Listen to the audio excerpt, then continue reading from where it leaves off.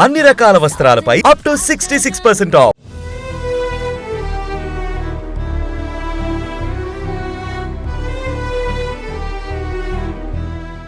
విలక్షణ నటుడిగా, తండ్రిగా, తాతగా ఎన్నో పాత్రలు నటించి మెప్పించిన కోట శ్రీనివాసరావు రాజకీయ జీవితం గురించి ఎంతమందికి తెలుసు? అసలు ఆయన రాజకీయాల్లోకి ఎందుకు ప్రవేశించారు? ఎమ్మెల్యేగా ఎక్కడి నుంచి ఎన్నికయ్యారు? ఏ నియోజకవర్గం నుంచి ప్రాతినిధ్యం వహించారు? ఏ పార్టీ ఆయనకు టికెట్ ఇచ్చింది? కేవలం గన్మెన్స్ కోసమే కోట ఎమ్మెల్యే అయ్యారా? సినిమాల్లో విభిన్న పాత్రలతో ప్రేక్షకుల్ని మెప్పించిన కోట శ్రీనివాసరావు రాజకీయాల్లోనూ తన మార్కును చూపించారు.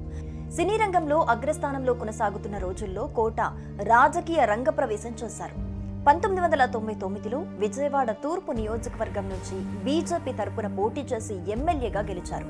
2004 వరకు ఉమ్మడి ఆంధ్రప్రదేశ్ అసెంబ్లీలో ప్రజా ప్రతినిధిగా సేవలందించారు. మహారాష్ట్ర మాజీ గవర్నర్ విద్యాసాగర్ ఒత్తిడితో కోట రాజకీయాల్లోకి వచ్చారని చెబుతుంటారు. స్వతహాగా వాజ్పేయి అంటే చాలా ఇష్టం.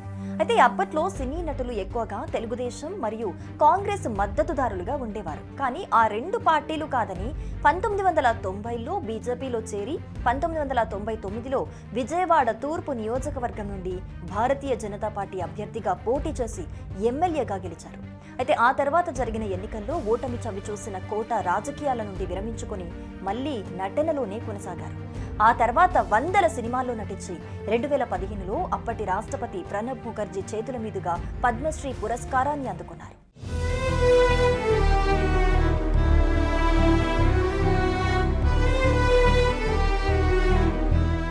కోట రాజకీయాల్లోకి రావటానికి ఓ సరదా కారణమే ప్రేరణగా మారిందని ఆయన సన్నిహితుడు, సహనటుడు, మాజీ మంత్రి బాబు మోహన్ గతంలో ఓ ఇంటర్వ్యూలో చెప్పుకొచ్చారు. నాకు గన్మెన్లతో షూటింగ్కి వెళ్లే అలవాటుండేది. కోట అన్న చూసి కాస్త అసూయపడ్డాడు. ఏరా గన్మెన్లు నీకేనా? నువ్వే గెలవగలిగితే నేనెందుకు గెలవలేను అన్నట్టు 1999లో ఎమ్మెల్యేగా పోటీ చేసి గెలిచారు. అసలు గన్మెన్ కోసమే ఎమ్మెల్యే అయ్యాడు అని బాబుమోహన్ అన్నారు. అసెంబ్లీలో నేను ముందు వరుసలో కూర్చుంటే కోట అన్న లాస్ట్ బెంచ్లో కూర్చుంటాడు. ఏరా మనం అన్నదమ్ములం కాదా? నా పక్కన కూర్చో అని అన్నయ్యలా బలవంతం చేసేవాడని బాబుమోహన్ వివరించారు.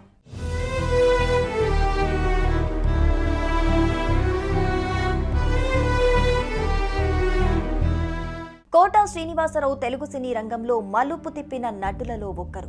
1943లో కృష్ణా జిల్లా విజయవాడ సమీపంలోని నాగమల్లు తోట గ్రామంలో జన్మించిన కోట మొదటగా ఒక ప్రభుత్వ ఉద్యోగిగా తన జీవితం ప్రారంభించారు. అయితే నాటక రంగంపై మక్కువతో సినీ రంగంలో అడుగుపెట్టారు. కేవలం సినిమాలకే పరిమితం కాకుండా కోట ప్రజాసేవ వైపుకు అడుగులు వేశారు.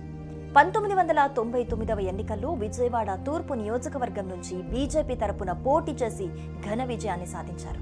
అప్పటి ఉమ్మడి ఆంధ్రప్రదేశ్ అసెంబ్లీలో ఎమ్మెల్యేగా పనిచేశారు.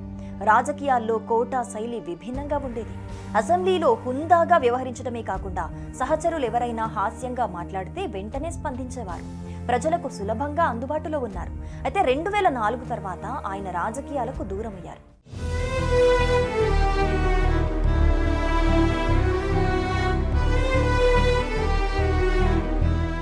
కోట శ్రీనివాసరావు సినీ రాజకీయ రంగాల్లో సేవలకు గుర్తింపుగా పద్మశ్రీ అవార్డు దక్కింది. ఇది ఆయన బహుముఖ ప్రతిభకు నిదర్శనం. నటుడిగా, ప్రజా ప్రతినిధిగా ఆయన జీవితం ఎంతో మందికి ప్రేరణ. ఆయన మృతి తెలుగు ప్రజలకు, సినీ అభిమానులకు తీరని లోటు అనటంలో ఎలాంటి సందేహం లేదు. తెలుగు సంస్కృతి, కళలకు ఆయన చేసిన సేవలు చిరకాలం గుర్తుండిపోతాయని సినీ రాజకీయ ప్రముఖులు సోషల్ మీడియాలో పోస్టులు పెడుతున్నారు.